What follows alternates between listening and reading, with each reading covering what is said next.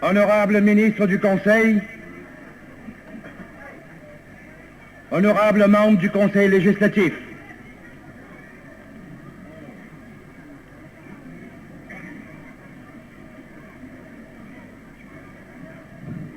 mes chers frères,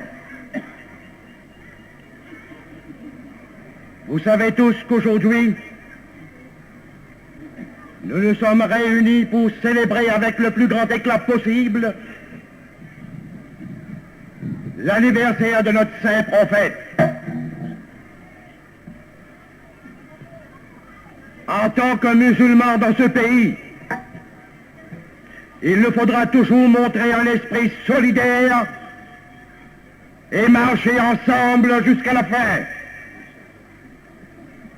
Et montrer jusqu'à quel point nous sommes capables de faire cause commune et créer l'entente et l'union sur la base religieuse.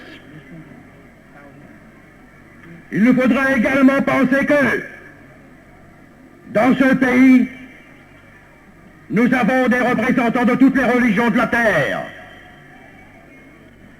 L'hindouisme, la chrétienté, le bouddhisme et d'autres formes de foi. Selon notre Saint-Coran, nous sommes obligés de montrer du respect, de la tolérance et parfois même de l'appréciation pour toutes ces religions de la terre. Aujourd'hui, ce que je veux, montrer que nous sommes capables de vivre en entente avec tous. Je ne suis pas venu pour dire du mal des autres, je suis venu aujourd'hui ici pour dire du bien de ma propre religion. C'est dans mon sang, c'est dans mes veines de lutter pour ma cause et de montrer jusqu'à quel point, moi, pécheur pénitent, j'ai compris que j'étais dans le mauvais chemin. Je n'arrive pas ici, m'affublant d'un faux titre, à un éclat qui manque d'éclair. Tel n'est pas le cas avec moi. Je suis comme vous, mes frères. J'ai erré, et aujourd'hui je veux entrer dans le droit chemin. Il y a des gens d'autres religions, ou peut-être même des gens de notre religion même, sur cette terre ici-bas, en notre époque ou dans une autre époque passée, des gens qui sont venus pour dire que le Saint-Coran n'est qu'une fabrication de toutes pièces. Nous avons une preuve indéniable que la religion musulmane est une religion de Dieu, dont l'unicité est prêchée de façon sans équivoque aucune dans le Saint-Coran. Vous m'excuserez si j'arrive à défaillir, parce que tout ce que je dis aujourd'hui, j'en porte l'entière responsabilité.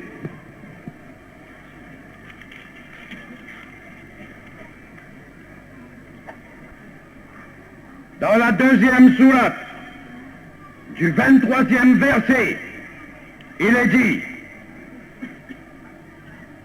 وَإِن كُنتُمْ فِي رَيْبٍ مِّمَّا نزلنا على عبدنا فاتوا بسورة من مثله وادعوا شهداءكم من دون الله إن كنتم صادقين.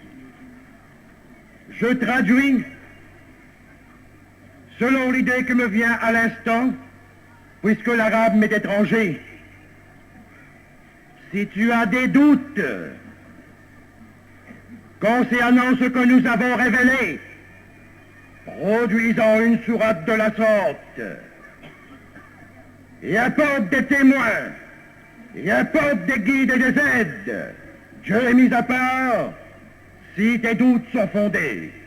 Ici se trouve un texte, une preuve tangible et palpable de la véracité, de la véracité de ce qu'a dit le saint prophète.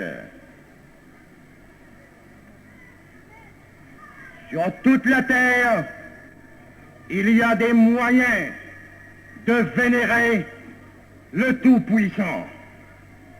Le nôtre par le Saint-Coran, possède l'unique moyen, le vrai moyen, le moyen divin révélé par Allah et qui reste aujourd'hui dans sa forme originelle, sans mélange, sans ajout de n'importe qui que ce soit. Et n'importe qui a le courage de venir changer d'un iota ce qui est dit dans le Saint-Coran n'a pour lui qu'une damnation éternelle. Ce que je veux trouver, qu'à Maurice nous sommes divisés sur le plan religieux, essayons de nous rallier sous une même bannière et de créer une seule, une unique, une vraie, une réelle religion.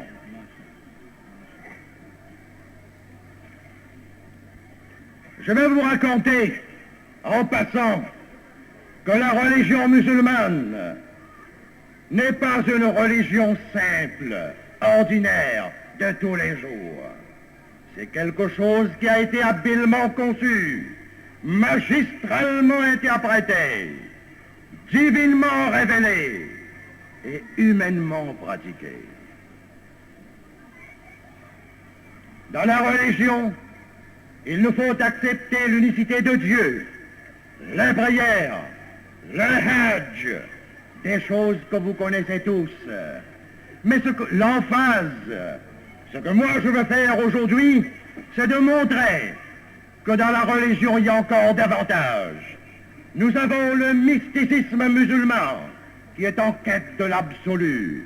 La philosophie de vivre s'y trouve. La culture physique, le respect d'autrui, la façon de vivre, tout s'y trouve dans le Saint-Coran. Ce n'est pas simplement un livre de psychologie qu'on trouve à la prochaine librairie. Ça se trouve gravé en lettres d'or sur les tablettes de l'éternité, qui va tenir le choc du temps, le ravage de l'homme, l'écoulement des années. Et même si un cataclysme terrible arrive à frapper notre terre, que Dieu nous en garde, le Saint-Coran existera toujours, parce que c'est la seule religion où nous avons des hafiz qui sont là pour préserver, contre tout choc du temps, l'écriture divinement révélée. Le Saint-Prophète était un homme avec un caractère de rare compétence. Quand il avait reçu le divin message, il le disait ouvertement.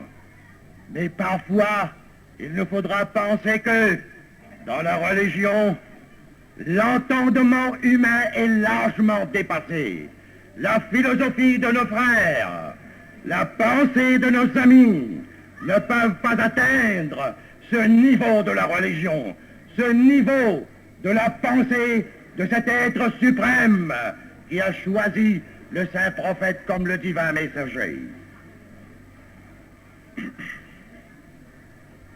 Il y a des gens qui disent que notre saint prophète n'a pas fait des miracles en comparaison à certains autres. Il est vrai. Que prouve le miracle?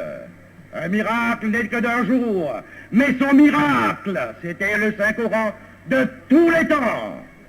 Un homme musulman qui discutait avec un des descendants du Saint-Prophète avait dit que le Saint-Prophète n'avait rien fait de bon. Il lui avait dit, écoutez, venez au cimetière. Le descendant du Saint-Prophète, parlant un mort, avait fait revivre ce mort. Et on lui avait dit, qu'est-ce que ça prouve? Est-ce que je suis grand? Non, loin de là. Je ne suis même pas une partie infinitésimale de notre saint prophète. Réveiller un mort ne prouve pas grand-chose. Donner le Saint-Coran dans sa forme originelle, dans sa forme grandiose, sans toute souillure, c'est ça la grandeur et la beauté et la splendeur de l'islam. La seule religion qui nous prêche l'unicité de Dieu, La religion qui nous prêche l'unicité de Dieu, c'est l'islam.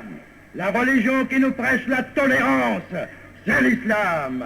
La religion qui va nous sauver aujourd'hui, c'est l'islam. Et la religion qui va nous sauver le jour du jugement dernier, c'est l'islam. Pardon. À cause du caractère sacré de mon discours d'aujourd'hui, je vous prie de ne pas applaudir. On est à célébrer l'anniversaire du saint prophète. Il nous faut le faire avec éclat, mais en même temps avec l'humilité. Je vous en demande pardon. Mais je dois réitérer ce que j'avais dit au commencement. Il nous faudra vivre en harmonie avec les autres religions de la terre.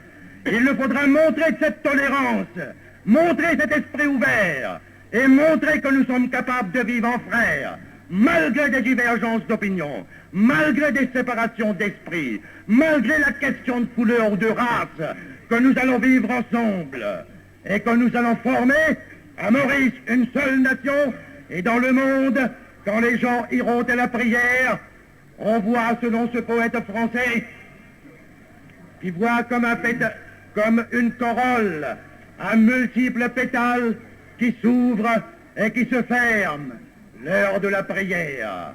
C'est une grande fleur magistrale à la dimension de l'univers, fleur de toutes les couleurs, dont le pistil noir et sacré est le divin Kaaba. C'est quelque chose d'extrêmement grandiose qui vivra aussi longtemps que le monde sera monde. Salam alaikum. Mashallah, mashallah.